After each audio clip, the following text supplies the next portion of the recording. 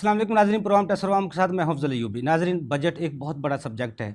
इस पे जितने भी प्रोग्राम किए जाएँ कम है, लेकिन आज का जो हमारा प्रोग्राम है वो है बजट में कौन कौन सी अमेंडमेंट की गई हैं इनकम टैक्स में और सेल टैक्स में, एक्साइज ड्यूटी में। और दूसरा, आजकल ताजिर बरादरी एहतजाज के लिए तैयारियाँ कर रही है 203 ए और बी सेक्शन के ख़िलाफ़।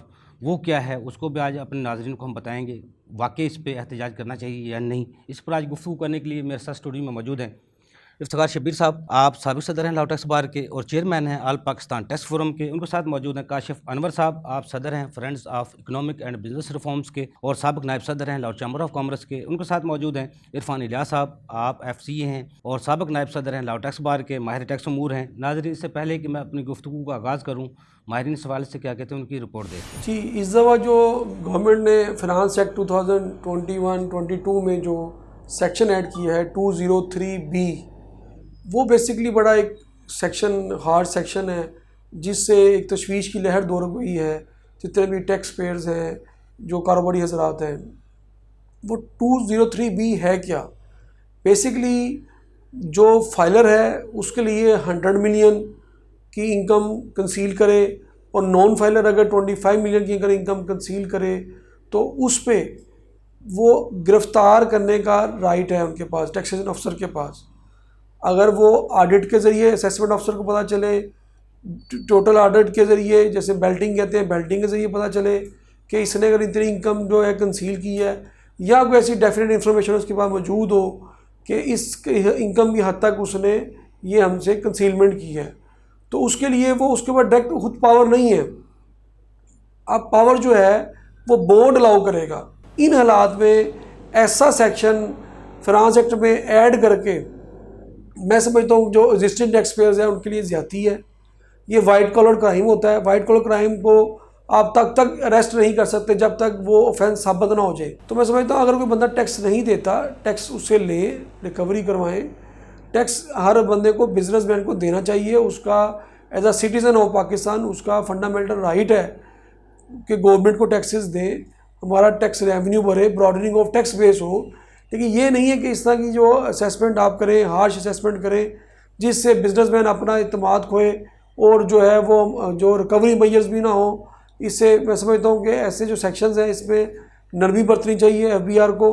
और चूँकि मुल्क हमारा भी तरक्की पजीर मुल्क है, इसके अंदर जो हमारे टैक्स पेयर्स हैं इनको इंसेंटिव देना चाहिए। इनको वाज़ह नज़र आना चाहिए कि जो फाइलर है उसको हम ये इंसेंटिव दे रहे हैं, जो टैक्स पेयर्स नहीं हैं उनको ये दे रहे हैं। हाँ, अलबत्ता जो बंदा नॉन फाइलर है उस पर अगर आपको ऐसी पेनल्टी चार्ज करें ताकि वो टैक्स नेट में है, ब्रॉडनिंग और टैक्स बेस हो, एग्जिस्टिंग टैक्स पर बोझ ना डाला जाए। इफ्तिखार शब्बीर साहब, आपने अब बजट तो पढ़ लिया होगा, अमेंडमेंट्स भी पढ़ ली होंगी, आप क्या समझते हैं सेल टैक्स में खास तौर पे कौन कौन सी अमेंडमेंट हैं इस बजट में जो आई हैं? सेल्स टैक्स में तो एक कॉटेज इंडस्ट्री के हवाले से मैं बात करना चाहूँगा। उसमें अमेंडमेंट हुई है, जो उसका 3 मिलियन का थ्रेशोल्ड था वो इंक्रीज़ करके 10 मिलियन पे ले गए।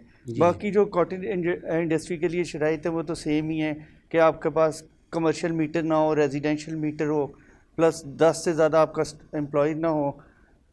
दो चीज़ें तो ये हैं, और रेजिडेंशियल एरिया में हो। उसमें जो मेन चीज़ है वो 3 मिलियन से इंक्रीज़ करके उसको 10 मिलियन पे ले गए। ठीक है, तो जो एग्जाम्पशन जो इसमें ख़त्म की गई वो क्या है? किस में एग्जाम्पशन? सेल टैक्स में कोई एग्जाम्पशन ख़त्म की गई इस बजट में? एग्जाम्पशंस ख़त्म नहीं की गई, वो 8 शेड्यूल में है। जो कोई रिड्यूस रेट थे उनको उधर से ख़त्म किया गया, वो रिड्यूस रेट से रिलेटेड चीज़ें थी। यानी इस बजट में सेल टैक्स में कोई रद्दोबदल ज़्यादा नहीं है? रद्दोबदल तो हुई है। फिर जो गाड़ियों का था उसमें यह है कि जो छोटी गाड़ियाँ 1000 सीसी तक, उस पर पहले सेल्स टैक्स 17% था। अब उसको रिड्यूस करके उस पर सेल्स टैक्स रिड्यूस करके 12.5% कर दिया गया है। और फेडरल एक्साइज ड्यूटी जो छोटी गाड़ियों पे वो 5% से 0% कर दी गई है। यानी 1 लाख रुपए का तकरीबन फ़ायदा गाड़ी 1 लाख 1.5 लाख का तो डेफिनेटली बेनिफिट हुआ है छोटी गाड़ियों को। छोटी गाड़ी में ऑटो पॉलिसी आप समझते हैं मुराद दी गई हैं इस बजट में? ऑटो पॉलिसीज में कोई नया कुछ जंगी हालात के हवाले से कोई ऐसा सेक्शन सेल टैक्स में दिया गया हो? सेल्स टैक्स में सच तो कोई ऐसी चीज़ नहीं है जिससे किसी को इतराज़ हो। मेरे नज़दीक तो ऐसा कोई नहीं है। यानी कि आपकी नज़र में सेल टैक्स में जो अमेंडमेंट है वो दुरुस्त हैं? बिल्कुल, इस दफ़ा तो कोई काशिफ अनवर साहब, आपकी ताजिर बरादरी जो मेरे लम में है, वो एहतजाज के लिए तैयारियां कर रही है 203A(B) के हवाले से। आप क्या समझते हैं जो ये बजट है वाकई ऐसा कोई ये कानून होगा जिस बजट में सबसे जो खतरनाक सेक्शन लाए गए हैं? देखिए, आप ठीक कहते हैं। जो पहले जब स्पीच आई फाइनेंस मिनिस्टर साहब की, तब उसके बाद जो हमने पढ़ा उसमें तो यही था कि जो 203A आ रहा है, हम उसको 302 कह रहे थे जी जी कि भाई वो जो ताजरों के लिए है वो 302 है। लेकिन उसमें बहुत सख्त शराइत थी कि अगर आपको किसी पर शक भी होगा तो जो असेसिंग ऑफिसर है वो जाकर गिरफ़्तार कर सकता है। ठीक है। लेकिन जब एक्ट पास हुआ तो 203A में चेंजेस नहीं आए, उन्होंने 203B को आगे ऐड किया और उन्होंने उसमें ये कहा कि अगर प्रॉपर एविडेंस है आपके पास कि किसी ने इनकम की कंसीलमेंट की है और इनकम की कंसीलमेंट के ऊपर जो टैक्स बनता है, और वहाँ पर भी उन्होंने कैटेगराइज़ किया कि फाइलर और नॉन फाइलर को, अगर फाइलर का इनकम की कंसीलमेंट के ऊपर जो टैक्स बनता है अगर वो 10 करोड़ रुपए से ज़्यादा है और नॉन फाइलर की इनकम की कंसीलमेंट के ऊपर जो टैक्स बनता है वो 2.5 करोड़ है। मैं यहाँ बार बार इनकम की कंसीलमेंट के ऊपर जो टैक्स है उस पर जोर दे रहा हूँ, क्योंकि ये टैक्स की कंसीलमेंट नहीं है या इनकम की कंसीलमेंट नहीं है। इनकम की कंसीलमेंट के ऊपर जो टैक्स बनता है उसकी जो रकम है वो 10 करोड़ या 2.5 करोड़ है। अगर प्रॉपर एविडेंस है और वो समझ आता है कि उसने ये कंसीलमेंट की है तो उसके साथ फिर आगे कुछ शराइत दे दी गई हैं कि उसका ऑडिट अंडर 177 हुआ होगा या कंप्यूटर बैलेटिंग के 214 जी वो हुआ होगा। उसके बाद फिर जो आपका चीफ कमिश्नर है वो बोर्ड को लिखेंगे कि जनाब कमेटी बनाई जाए, कमेटी में मिनिस्टर फाइनेंस होंगे, कमेटी में चेयरमैन FBR होंगे, कमेटी में board member the senior most member of the board होंगे।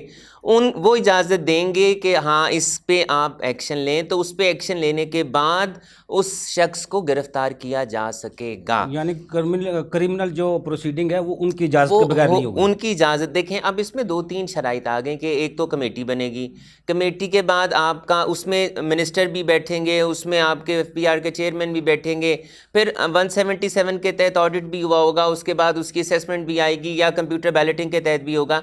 तो देखें इतनी अगर हम ये कहते हैं कि कैरेट एंड स्टिक, तो हम यही बात बार बार कहते हैं। जो एहतजाज की तैयारियां कर रही है फिर वो उनको क्या डर खौफ क्या है? फिर देखें शायद उनके कोई और को समझ नहीं पा रहे रिजर्वेशंस भी हों, लेकिन 203 तो अब बहुत क्लियर हो गया है, क्योंकि अब तो देखेंगे act not is a part of the law. अब इसमें अगर आप मुझसे मेरी ज़ाती राय लें तो मेरी ज़ाती राय में देखें, हम बार बार एक ये बात कहते थे कि जो असेसिंग ऑफिसर है उसके पास इख्तियार नहीं होना चाहिए। अगर आपने हमारे खिलाफ एक्शन लेना है तो बोर्ड से कहें कि वो एक्शन लें। तो ये बोर्ड की बात पूरी हो रही है। फाइलर की भी 10 करोड़ की देखें जो टैक्स बनता है इनकम की कंसीलमेंट पे, वो भी एक बहुत बड़ी अमाउंट है। या तो मैं बहुत माजरत के साथ, या तो हमारे जो ट्रेडर्स हैं या तो कोई पॉइंट उन्हें क्लियर नहीं हो रहा, और या फिर हो सकता है वो कोई और ऐसे इश्यूज पे बात करना चाह रहे हो। जरूरी तो नहीं है कि ऐसा तो नहीं लग रहा कुछ सियासी इसको महाज बनाया जाए। नहीं देखें ट्रेडर्स तो सियासी महाज नहीं बनाएंगे। मैं बिल्कुल उनकी तरफ से इस बात को क्लियर, बैक पे तो होती है ना, नहीं देखें जी, मैं देखें एक और बात आपको क्लियर करूं कि ट्रेडर्स की कोई सियासी जमात नहीं होती। हम जो चैम्बर के लोग हैं उसकी कोई सियासी जमात नहीं होती। हमारी सियासी जमात हमारा बिजनेस ही होता है। देखें हमारे लिए हर वो गवर्नमेंट अच्छी है जो हमारी सहूलत के लिए, ईज ऑफ डूइंग बिजनेस के लिए काम करे। आप मेरे पहले प्रोग्राम टैक्स के हवाले से, आज पहला प्रोग्राम है जिसमें आप, क्योंकि आपको टाइम दे नहीं सके, आपके पास टाइम नहीं था, आज काफ़ी दिन बाद आपसे मुलाकात हुई है। जो बजट है पास हुआ है अमेंडमेंट के बाद, आप क्या समझते हैं ताजर बरादरी को खुश होना चाहिए या वाकई सड़कों पे आना चाहिए? देखिए मैं एक बात यहाँ से आपके सवाल का जवाब दूंगा कि हमारे ऐसे ताजर या हमारी ऐसी बिज़नेस कम्युनिटी जिन्होंने अपने अफेयर्स को अपडेट नहीं किया, अपने एसेट्स, अपनी इनकम्स, अपनी प्रॉपर्टीज़, और वो ये समझते हैं कि हम गवर्नमेंट की नज़रों से बच जाएंगे, तो उनकी गलत फहमी है और उनकी इस खुश फहमी को दूर हो जाना चाहिए। देखें आप आज नहीं फंसेंगे, आप कल फंसेंगे। तो देखें ये अब now this is the time कि हम अपने आप अफेयर्स से, अगर हम समझते हैं कि हम गवर्नमेंट को धोखा दे लेंगे, हम FBR को IRS पोर्टल्स पे हम नहीं आएंगे, no, government has every information about us. उन्हें सब कुछ पता है। चेंजेस बहुत से आए हैं। चेक एंड कंट्रोल करने के लिए, हमें फंदों में फंसाने के लिए बहुत सी कुंडियां डाल दी गई यानी हैं। कि जो रास्ते हैं वो बंद होते जा रहे हैं। जी, रास्ते बंद होते जा रहे हैं। अविजन के टैक्स अविजन के अगर हम टैक्स अपने नेट आप बनाने को के- करेक्ट नहीं करेंगे जी जी तो हम आने फंस वाले जाएंगे। वक्त जो हमारे लिए खतरनाक हो सकता है। खतरनाक इरफान होगा, इलियास साहब, बहुत मुश्किल हो जाएगा। क्योंकि आप बहुत करीब हैं टैक्स के, बहुत अरसे से इसे मुश्किल गए हैं। जितना भी ये बजट हुकूमत ने दिया है, क्योंकि पहली बार 17 साल बाद आपका करंट अकाउंट खसारा सरप्लस पे आ गया। उन्होंने नया टैक्स भी नहीं लगा, लेकिन जो एग्जामिशन ख़त्म की वो तो नया टैक्स है। आपके पास जो इनकम टैक्स में कौन से ऐसे नए टैक्स हैं जो इस वक्त आगे हुकूमत के लिए चैलेंजेस होंगे और टैक्स पेयर के लिए भी? देखें, जैसे मेरे दोनों भाइयों ने बात की, मैं इसमें एक चीज़ ऐड करना चाहूँगा कि जो इस दफ़ा का बजट है वो बड़ा विन विन सिचुएशन है। उसमें जैसे इन्होंने भी कहा कि ताजर बरादरी को ऐसा नहीं होना चाहिए कि जी उनके लिए कोई मसले मसाइल हों, नए टैक्सेस गवर्नमेंट ने नहीं लगाए, जीडीपी हमारी ओवरऑल साउथ ईस्ट एशिया से कंपेयर करें तो बहुत बेहतर है, टैक्स रेवेन्यू टारगेट्स गवर्नमेंट ने इस दफ़ा अचीव किए हैं, सरप्लस किए हैं। उसकी 2-3 वजूहात और भी हैं, but they have achieved it. Overall this finance act जो अब हिस्सा बन गया है लॉ का, ये ओवरऑल बहुत अच्छी प्रपोजिशन है और सारों को ऑप्शंस दी। एक हमारे ताजिर बरादरी में स्मॉल मीडियम का एक फैक्टर होता था कि जी उनको आपने मराद क्या दी हुई हैं, वो इस दफ़ा इन्होंने डाल दी। स्पेशल उन्होंने कहा कि जी रिड्यूस रेट पे आप टैक्सेस दे दें और ना ऑडिट कराना चाहें तो इतना टैक्स दें और उसके बाद आप ऑडिट भी ना कराएं, इम्यून हो जाएं। लेकिन बात वही है कि जनाब जिन्होंने अपने हालात, अपने फाइनेंशियल मैटर्स ठीक नहीं किए, उनके लिए ज़रूर परेशानी है, क्योंकि शिकंजा बेहतर होता जा रहा है। जब से हमने आईटी को ज़्यादा इस्तेमाल किया, आप रेफरेंसेस से इंफॉर्मेशन सरकार के पास मौजूद है, तो वो जिनको जो सीधे नहीं हैं उनके लिए मसले ज़रूर होंगे और होने चाहिए। देखें, जो एक्चुअल ऑनेस्ट टैक्स पेयर है और पिछले 20 साल से दे रहा है, वो यही कहता था कि जनाब मैं तो दे रहा हूँ, साथ वाले को आप पकड़ते नहीं। तो अब आहिस्ता आहिस्ता ये हालात आने चाहिए। इरफान साहब, जिस तरह पहले ज़ीरो सेक्टर जो सेक्टर था उसको हुकूमत ने पिछली दफ़ा फिनांस में कुछ तब्दीलियाँ की, इस दफ़ा वो ग्रोथ कर गया। इस दफ़ा आईटी को भी उन्होंने इंडस्ट्री का दर्जा दे दिया है, एग्रीकल्चर को भी इंडस्ट्री का दर्जा दे दिया है। आप क्या समझते हैं कौन से सेक्टर पे हुकूमत को फोकस रखना चाहिए ताकि जो टारगेट है, क्योंकि टैक्स तो नया लगा कोई नहीं, लेकिन टारगेट भी अचीव करने हैं, वो किस तरह मुमकिन होंगे? लेकिन ब्रेक से बाद आज जवाब लेता हूँ। नाज़रीन, छोटा सा कमर्शियल ब्रेक, हमारे साथ रहिएगा।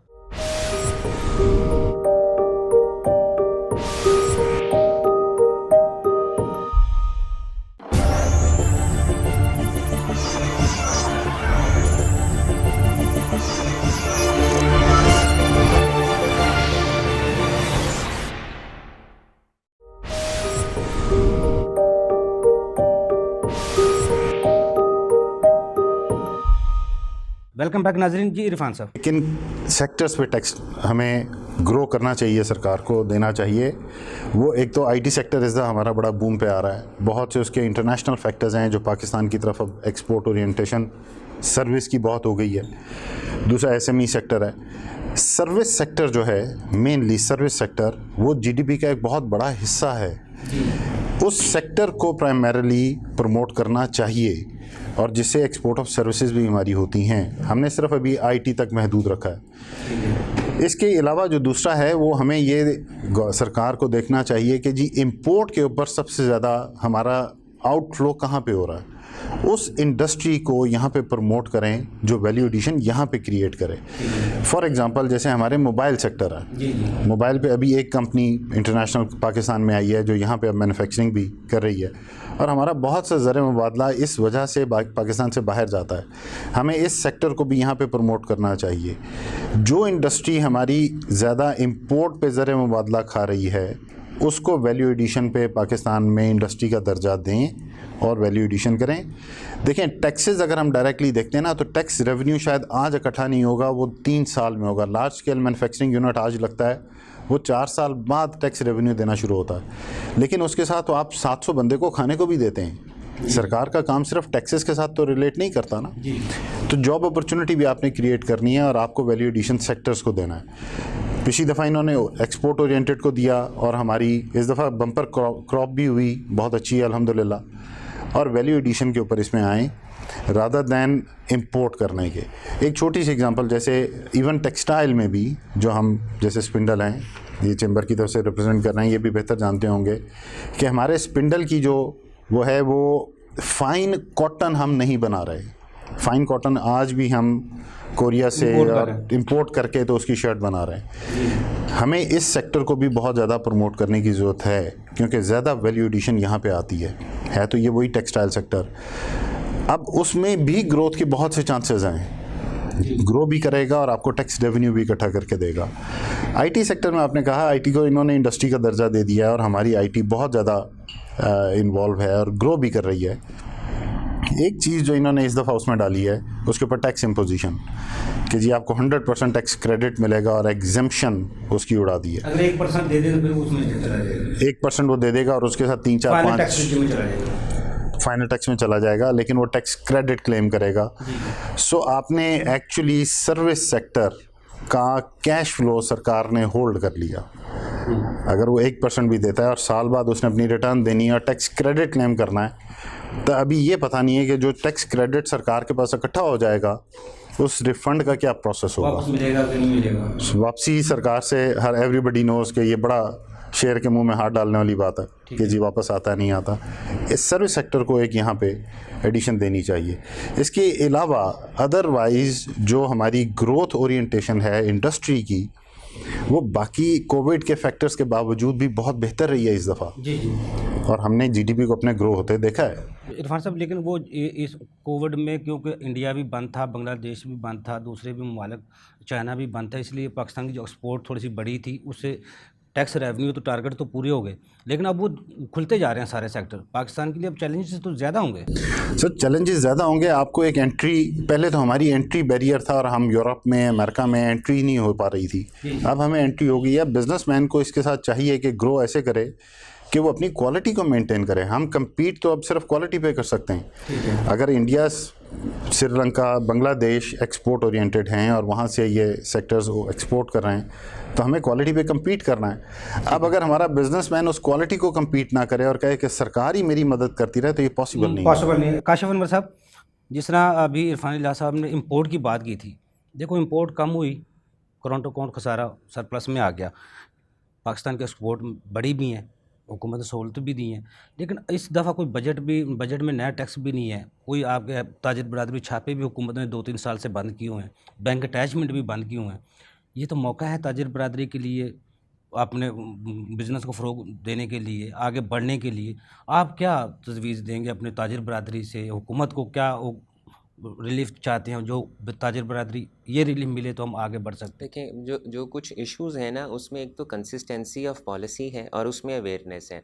ठीक है। जो ट्रेडर्स हैं, जो बिज़नेस कम्युनिटी है, वो इस बात से डरती है कि अगर आज एक पॉलिसी है तो कल पता नहीं ये कंटिन्यू करेगी या नहीं करेगी। सिर्फ पॉलिसी जो बदलने का डर है, खौफ है, जो वो सिर्फ ज़्यादा। दूसरा इख्तियारात का, तीसरी बात इख्तियार है। जी जी। तमाम इख्तियारात जो हैं वो आपके असेसिंग ऑफिसर के पास हैं, वो आपके टैक्स कलेक्टर के पास हैं, आपके टैक्स पेयर के पास कोई इख्तियार नहीं है। लेकिन जब तक आप अपने टैक्स पेयर्स को इख्तियारात नहीं देंगे, तब तक टैक्स जो कलेक्टर्स हैं वो बेजाय इस्तेमाल करेंगे अपनी पावर्स को, और उनका भी कसूर नहीं है।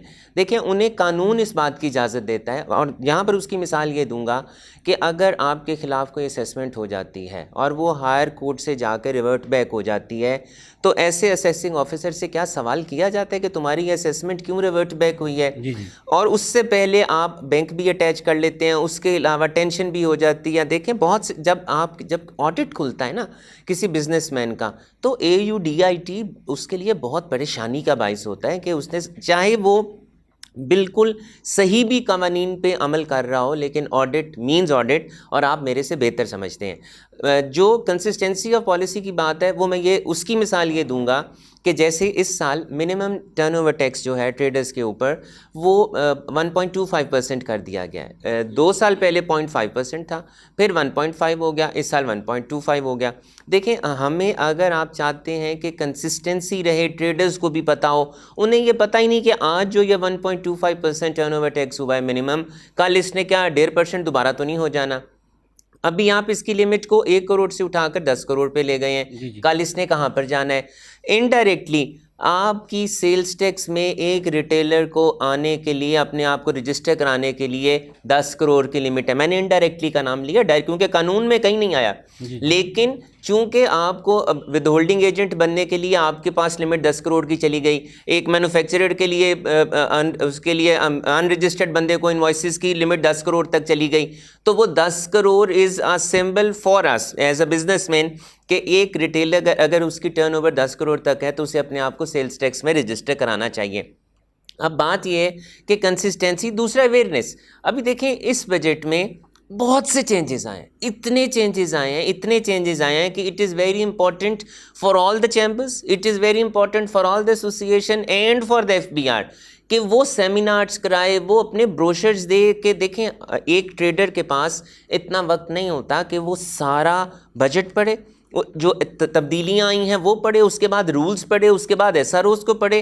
देखें ये गवर्नमेंट को भी पता है कि जो हमने मोटे मोटे चेंजेस दिए हैं, अगर वो 1 पेज या 2 पेज फ्लायर बनाकर वो सबको भिजवा दें कि ये कवानीन आए हैं, ये चेंजेस आए हैं, आपने इस पे अमल करना है, तो देखें अवेयरनेस से भी बहुत सी चेंजेस आ जाएंगी। जिस तरह एक बजट का मकसद होता है साल का तखमीना लगाना, ये हमने चेंजिंग लाइन, ये टारगेट हमने पूरे करने हैं। क्या ताजिर बरादरी भी अपने जो बिजनेस का साल का टारगेट तय करती है, हमने इस पॉलिसी के तहत चलना है, इसमें टैक्स इस तरह देना है, होते हैं टारगेट्स होते हैं। देखें अल्टीमेटली आप कारोबार जो करते हैं, शरह ज़रूर ये कहती है कि नफ़े और नुकसान के मुताबिक करने हैं, लेकिन जो भी ये कारोबार शुरू करता है वो नुकसान, पॉलिसियों से डरते हैं, बदलती है, बार बार पॉलिसी बदलती है। सर वही कह रहा हूँ ना, वो नुकसान तो नहीं सोचते, लेकिन वो ये कहते हैं कि जब मैं कारोबार कर रहा हूँ तो मैं नफ़े के लिए कर रहा हूँ। देखें हमें तो नहीं पता था कि 1.5 साल कोविड रहेगा, बहुत से ऐसे लोग हैं जो बैंकरप्ट हो गए, बहुत से ऐसे लोग हैं जिन्हें अपनी प्रॉपर्टीज़ बेचनी पड़ गई, बहुत से ऐसे लोग हैं जिन्होंने अपनी फैक्ट्रियां बंद करवा दी, उन्होंने अपनी वर्कर्स को ले ऑफ कर दिया। ये तो नहीं शेड्यूल था ना। तो देखें अल्टीमेटली आप प्लान के साथ चलते हैं, आपने एक बजट बनाया होता है, लेकिन जो ख़जाने का बजट है, जो फेडरेशन बजट देती है, देखें जहाँ तक ये बात है ना, आप टैक्स इकट्ठा कर लेंगे, आप टैक्स इकट्ठा कर लेंगे। अभी आपका टारगेट है कि आपने 5,500 अरब टैक्स इकट्ठा करना है, आप कर सकते हैं। आप 7,500 अरब भी इकट्ठा कर सकते हैं। आप टैक्सेस बढ़ाते जाएं, आप सेल्स टैक्स के, इनकम टैक्स, आप पोर्ट के ऊपर कस्टम्स के आप रेट्स बढ़ा दें, आपका टैक्स इकट्ठा हो जाएगा। लेकिन बात यह है कि हमें इस बात को भी देखना चाहिए कि जो हमारी गवर्नमेंट के एक्सपेंडिचर्स हैं, हमने उसको कम किया है कि नहीं किया। हम अगर इंपोर्ट के ऊपर रेगुलेटरी ड्यूटीज़ बढ़ा दें, कस्टम ड्यूटीज़ बढ़ा दें उन रॉ मटेरियल्स के ऊपर जो आपके मुल्क में नहीं बनते, वो महंगाई का तूफान बरपा होगा, आम बंदे से वो टैक्स इंडस्ट्री कैसे चलाएंगे। और देखें जो एक मैन्युफैक्चरर है ना, उसने पास ऑन करना है। लेकिन यहाँ मैं गवर्नमेंट को इस बात का क्रेडिट ज़रूर दूंगा, either because of the IMF और either because of the FATF, जो पॉलिसीज़ चेंज हुई हैं, अब उस तरह से पैसा बाहर भेजना आसान नहीं रहा, अंडर इनवॉइस करना उस तरह से आसान नहीं रहा। जब आप पैसे ही बाहर, जब इलीगल मीन्स से नहीं भेज सकते, जब आप अनडॉक्यूमेंटेड अनऑफिशियल मीन्स से नहीं भेज सकते, तो जितने, जब हर बंदा जो उठता था ना, वो कहता था अच्छा मैं चाइना से जाके 1-2 कंटेनर्स इंपोर्ट कर लेता हूँ, अब आसान नहीं रहा। तो यस, लोग में फ़र्क पड़ गया सर, अंडर इनवॉइसिंग और स्मगलिंग में भी पड़ा है।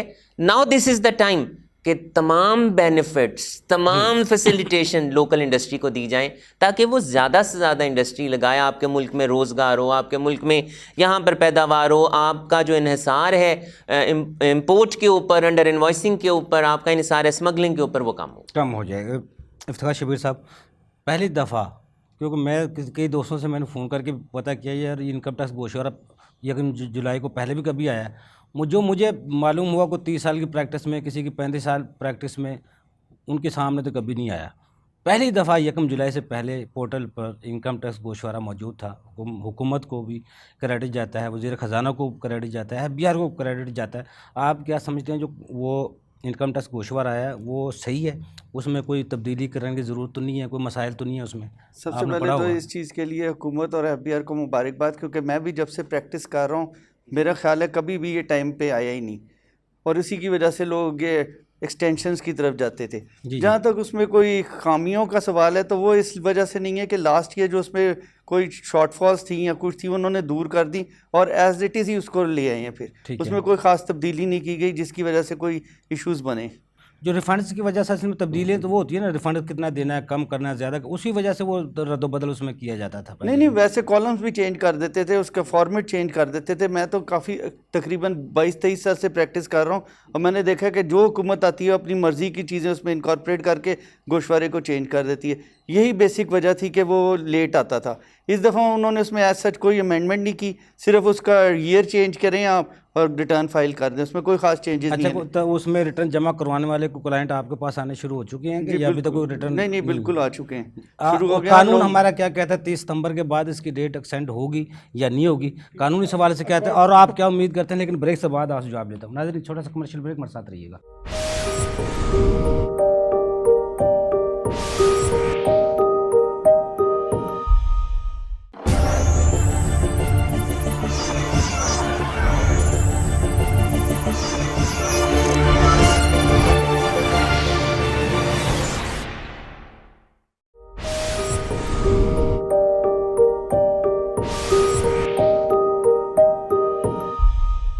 वेलकम बैक नाजरीन। जी इफ्तिखार साहब, कोई इसमें डेट में एक्सटेंड क्या होगी जो नहीं as per होगी, जो तारीख law- कानून क्या कहता है और आप तो क्या पैगाम देना चाहेंगे? कानून तो यही कहता है कि जब आप रिटर्न आती है उसके 90 डेज़ के अंदर अंदर आपने उसको फाइल करना है। 90 डेज़ का टाइम है। ठीक जब है। 1 जुलाई को आपको रिटर्न मिल गई है तो ऑटोमेटिकली उसका जो लास्ट डेट ऑफ फाइलिंग है 30 सितंबर है। ठीक है। और मैं जो पैगाम देना चाहता हूँ, मेरा तो ख्याल है कि जब उन्होंने 1 जुलाई को दी है तो 30 जून के बाद फर्दर एक्सटेंशन ना मिले, ताकि लोगों को भी कोई एहसास हो कि हमने टाइम पे रिटर्न और जमा गोशवारों करानी की है। तादाद है, जो टैक्स पेयर की तादाद, उसका भी बाखूबी हुकूमत को भी इल्म हो सके, टैक्स पेयर को भी।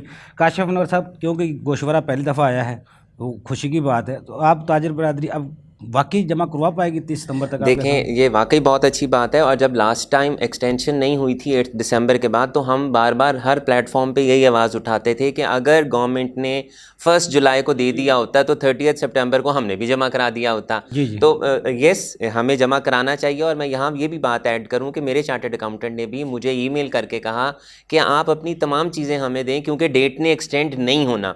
तो देखें, मेरा भी अपनी बिज़नेस कम्युनिटी को यही मैसेज है कि आप ये इस दफ़ा बिल्कुल तवक्को ना करें कि डेट एक्सटेंड होगी, और गवर्नमेंट को डेट एक्सटेंड करनी भी नहीं चाहिए। ठीक है। और हमें अपने तमाम एसेट्स, लाइबिलिटीज़, एक्सपेंडिचर्स, तमाम चीज़ें। और देखें, एक और मैं तो चूँकि आपके प्रोग्राम के तवस्सुत से अपने तमाम सुनने वालों को ये कहूँगा कि खुदारा दिस इज़ द टाइम कि अपनी हर चीज़ को डॉक्यूमेंट करवा लें। सोचें कि कोई चीज़ रह तो नहीं गई, कोई एक्सपेंस, कोई आपकी प्रॉपर्टी, कोई आपकी इनकम, ताकि अगर वो नहीं बनेगी तो ये फिर वहीं इनकम की कंसीलमेंट और उस ज़िम्रे में आएगा। तो ये बहुत अच्छी बात है और हमें गवर्नमेंट को अप्रिशिएट करना चाहिए। गवर्नमेंट ने बहुत से अमेंडमेंट्स ला रही है, जिसमें से एक ही अमेंडमेंट है कि टाइम पे रिटर्न को दे देना। इरफान इलाही साहब, क्योंकि काफ़ी चीज़ें आ चुकी हैं, अब तामीराती शोबे के लिए मिनिस्ट्री भी चल रही थी, उसकी डेट भी को एक्सटेंड की गई, बेनामी एक्ट भी है, मनी लॉन्ड्रिंग एक्ट भी है, मॉनिटरिंग भी किया जा रहा है लोग को, सोने ताज और ज्वेलर को, दूसरे DNBFP के ज़रिए।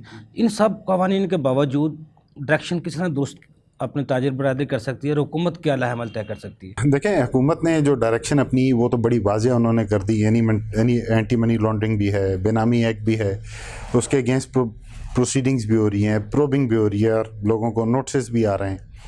तो गवर्नमेंट तो अपनी डायरेक्शन क्लियरली बता रही है कि जी अब बगैर डिक्लेयर किए कंसीलमेंट के साथ आपका गुजारा होना नहीं। ये जो दफ़ा 302 की बात कर रहे थे, 203 और 203 भी, वो भी इसी ज़ुमरे में है कि जी जो फाइलर है वो बड़ी बहुत एक्स्ट्रा ऑर्डनरी कंसीलमेंट पे जाए, ठीक है, और वो अनअर्थ हो जाए तो उसको पकड़ा जा सकता है। और नॉन फाइलर की अगर बिल्कुल 2.5 करोड़ में पकड़ी जाती है, 2.5 करोड़ पे टैक्स की अमाउंट, तो गवर्नमेंट तो ये क्लियर बता रही है कि जी अगर आप इस ज़ुमरे में, इस नेट में नहीं आते और अपनी डिक्लेरेशन नीट एंड क्लीन नहीं करते तो जनाब हर बंदा तंग होगा और फिर शोर भी मचाएगा कि जनाब ये तो पहले तो कोई पूछता नहीं था और अब इन्होंने पूछना शुरू कर दी।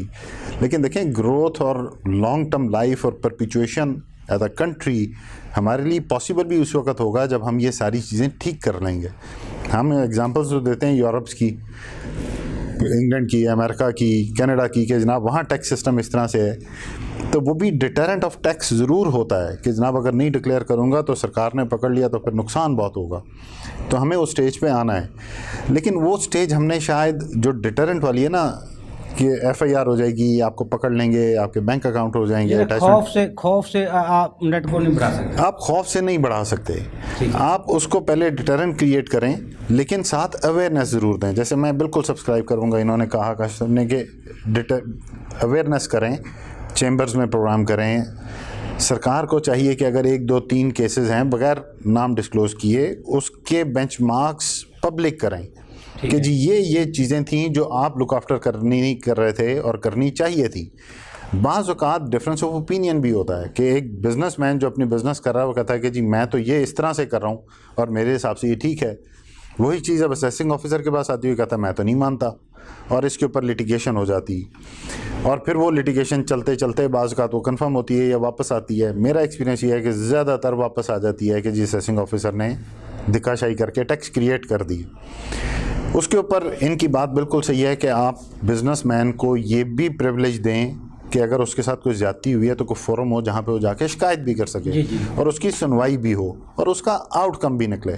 आप चीफ कमिश्नर के पास चले जाएं शिकायत लेके, आप FTO के पास चले जाएं शिकायत लेके, वो सुनी तो जाती हैं लेकिन उसके बाद आपके साथ क्या क्या किया जाता है वो इतनी पर्सनलाइज्ड हो जाती है कि लोग डरते हैं। अच्छा इरफान साहब, क्योंकि आप टैक्स में आपके लार्ज टैक्स पेयर हैं, आपकी कंपनियाँ आपके पास, ये जितनी उनके ऊपर हुकूमत 70-75% FBR उनसे टैक्स कलेक्ट कर लेता है। अगर 2-4 कंपनी और ढूंढ लें तो ये जो मार धाड़ है जिसको पूरा करने के लिए वो आवाम आसान हो जाए, मुमकिन है लेकिन LTO के जो केसेस हैं लार्ज टैक्स पेयर के, उसमें मैं ये नहीं समझता कि कोई ऐसा लार्ज टैक्स पेयर बैठा हो जो नेट में ना हो, ऐसा पॉसिबल नहीं। अच्छा, दूसरा महंगाई की जो शरह सबसे ज़्यादा और मनी बजट लाए जाते हैं, इनडायरेक्ट टैक्सेस सबसे ज़्यादा आम आदमी पे करता है, लेकिन वो जब कोई इनडायरेक्ट टैक्स लगाए जाते हैं उसका असरात भी आम बंदे ऊपर पड़ते हैं, तो उसको वज़ीर-ए-आज़म पाकिस्तान इमरान खान साहब वैसे अवाम को सहूलियात फराहम करने के दावे भी करते हैं, नारे भी लगाते हैं, फिर इनडायरेक्ट टैक्सेस से किस तरह बचा जाए, अवाम को किस तरह बचाया जाए? देखें, थोड़ी सी लिमिटेशन भी आप सरकार की देखें कि अगर मेरे घर का खर्चा 100 रुपये है तो मैंने 100 रुपये रिकवर करना है। अब मैं उसको कैसे रिकवर करूँगा?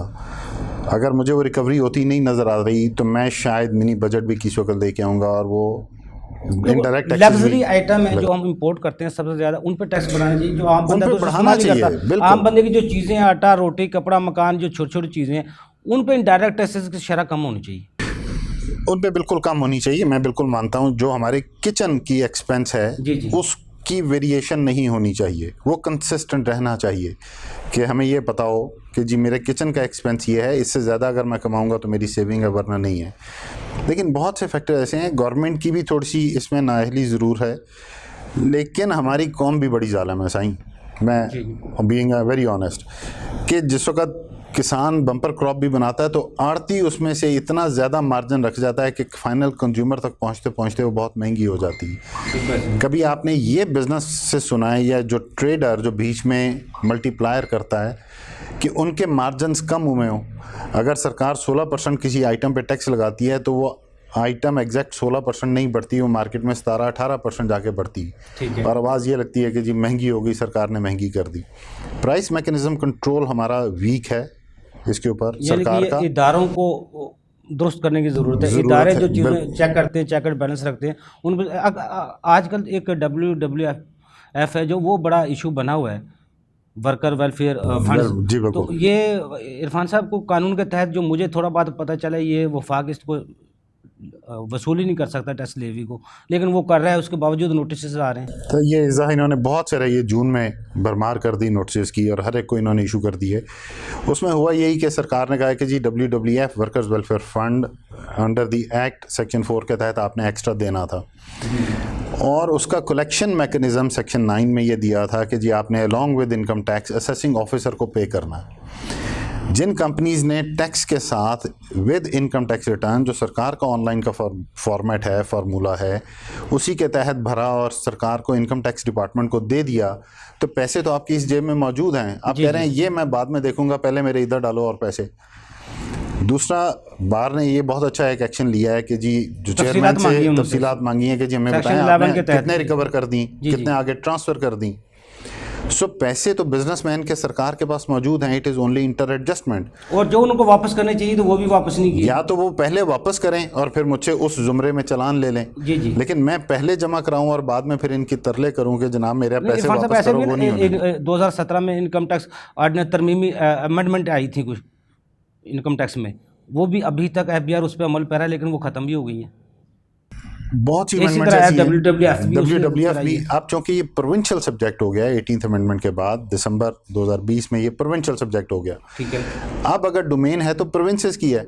अब देखें मुझसे प्रोविंस आके कहना शुरू हो जाए, प्रोविंशियल PRA मुझे आके नोटिस दे कि जनाब आपने मेरा ये WWF पे करना है, जी जी तो मैं तो एज ऑन दैट पॉइंट जिस वक्त लॉ था सरकार को दे चुका हूँ जी जी। FBR से वो रिकवर क्लेम करना का है। मैं 1 मिनट की तजवीज़ जो पेश करना चाहें बजट के हवाले से। देखें तजवीज़ बजट के हवाले से मेरी बिज़नेस कम्युनिटी को ये है कि बजट बहुत अच्छा है, आप इसको लॉन्ग टर्म प्रोसेस लेके चलें। सरकार ने मराद ज़रूर दी हैं, लिमिट्स भी उनसे बढ़ा फ़ायदा दी, उठाएं। उनसे फ़ायदा उठाएं। सिर्फ ये देखना कि जी सरकार मेरे लिए कुछ करे, इससे हम शायद आगे नहीं चल सकेंगे। जी जी। काशिफ अनवर साहब, लाहौर चैम्बर ने भी मैं सुना है नैब को ख़त लिखा है जनाब हमें ना तंग किया जाए। अब मुझे लग रहा है FBR इसका डर तो ख़त्म हो गया है, अब नैब का शुरू हो गया। आप क्या समझते हैं, क्या तजवीज़ है आपके पास? मैं जी सिर्फ मिनिस्टर साहब से रिक्वेस्ट करूंगा, फिनांस मिनिस्टर साहब से, कि टैक्स चोर ना कहें।